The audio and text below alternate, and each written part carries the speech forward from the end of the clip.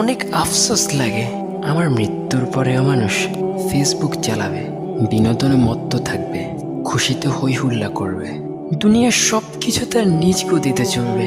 সত্যি বড়ই আফসোস লাগে। মানুষ হাসতে ভুলবে না, দুনিয়াটা থমকে যাবে না, কিছু বিঘ্ন ঘটবে না, চাঁদ তার জ্যোৎস্না ছড়ানো বন্ধ করবে না, তারকাগুলো আমার সাথে হারিয়ে যাবে না, সবকিছু সেই আগের মতোই চলবে। আফসোস শুধু আমি থাকবো না, তাতে কারে বা কি যায় আসে।